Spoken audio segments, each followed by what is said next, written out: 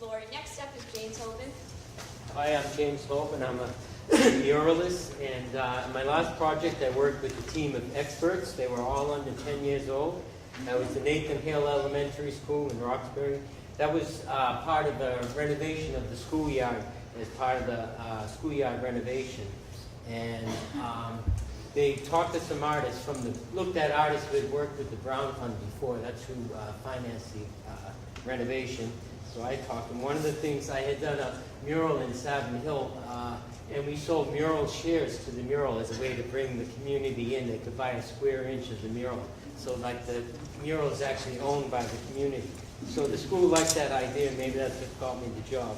But on this mural that we worked on here, there were 186 kids in the school. They all have something in the mural. Nothing was actually painted on it. I went into the school. We did drawing projects together. I collected them. I composed it on the computer, and it was actually fabricated in a factory, and then we installed it. So it wasn't painted in the traditional way. The good thing about that was, the kids were able to collaborate, and there were no restrictions. They could all contribute something regardless of the level of their sophistication. And also it was great for me because I could take this material and reinterpret it in any way I wanted. So it was like taking two separate things and making something new. The idea that I liked that we were working on was making art public by drawing from and reflecting on the community in which the art is displayed. This is a short video about the project. Thank you. Our next presenters are a collaborative effort. It's New American Public Art, Dan Sternoff-Bayer, and Bevan Weissman. Hi everybody, thank you all for coming out tonight. My name is Dan Sternoff-Bayer, and this is Bevan Weissman, and we are two of four that make up New American Public Art. Coven Verdi and Brandon Stafford. Also, I think Coven is here. Coven is here. Where's Coven? There he is. There he is in the Awesome. back. All right. Also, interesting side note. Yeah, you can change the slide. So Dan and Coven have known each other before, but I met both of them at a NEFA event about a year and a half ago. And now we're all collaborating together. So the networking is awesome. So what we do is interactive public art. And so we're going to be talking about these other two terms. But so interactive basically being people can climb on it, people can change its state, and it has some sort of dialogue with the people, and that's what the art is. And we'll talk a little bit more about what that means. So for the project that we're focusing on specifically today to show you, it's called Neodia 2. And this was funded by a Firefly 10 grant. They gave us $1,000, and I'm happy to say we were only about 50% over budget or so. And what this sculpture is about a 5-foot diameter big blue sphere that has this weird foamy foreign landscape. And we embedded 1,000 magnets on the surface, and we gave everyone these buckets of metallic materials that they could play with. And we encouraged them to build cities, build to their heart's content. This was shown on the Greenway as part of Figment Boston.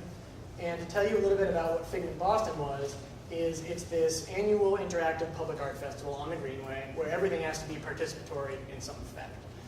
And so why Neodia 2 fits so well into this framework is that we're really talking about people creating their own landscape, structuring their own experience, and making things that they collaborate with each other to do. So one thing about the public aspect of this is just something for you guys to chew on in terms of the later discussion of what public is. We like to think that public is something that is free to experience once you're there. It is accessible to the majority of people, and public art done well is something that takes into account its context and its environment. So up to you to decide whether we've done all that. But in terms of interactive, we feel that interactive is something that people can play with each other and make their own experience, and things like, nope, go back. Yep. And in addition to the individual metal bits that they gave us, one previous. I was going to do the video. Okay. Yeah, we'll see if the video works. People are encouraged to bring their own things. So made a Godzilla, basically, brought it to the plant. So we only have about 10 seconds left. This is about generative construction. It's kind of a way that we talk about this, meaning that people change its state, and then the next person comes and finds this new state, these new buildings and whatnot. And so different memes are happening on different levels here. Well, that was it. So we'll talk about it.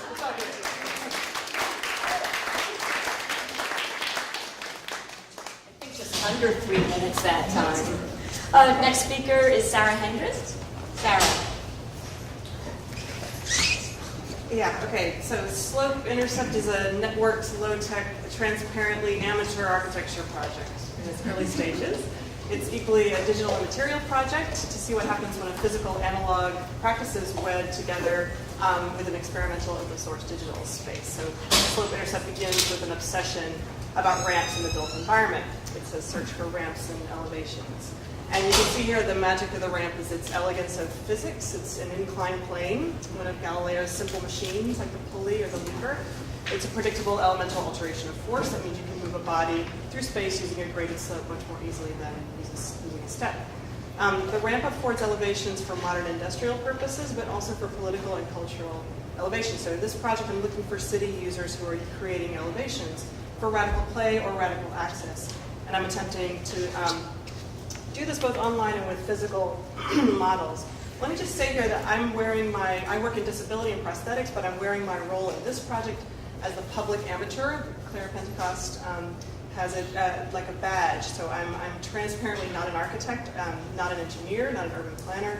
So I'm embracing in this project the wily permission of the non-specialist. I'm engaging multiple publics who normally don't find commonalities and seeing what new knowledge might result. So first, the online piece. This is the project's website, where I'm collecting all kinds of informal architecture practices that are fashionable to talk about these days. So projects like this, interventionist architecture and tactical urbanism and self-organized and guerrilla building practices like those that you see here. These are built structures that operate inherently in a political mode because they're unsolicited and they're unofficial. And the next one. As you can imagine, informal community-built ramps, like wheelchair access ramps, are never part of that fashionable discussion.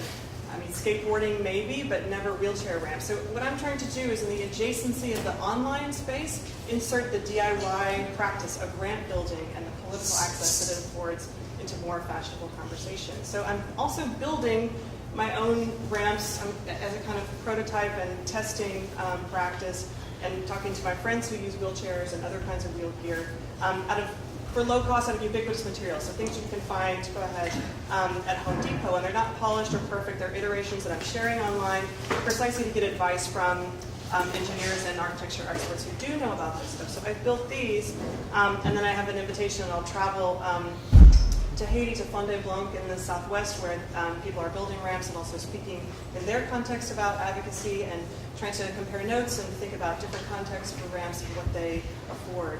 And then over time, so you can go ahead and go through, and then the next one as well. I mean, the ultimate question that I would love for this project to ask eventually, the last one, go ahead, is whether a ramp can become a provocation, a question about access in the built environment. What happens if a ramp were irresistible to use? What happens if it's temporary and taken away? What if it's sculptural physics instead of invisible structural?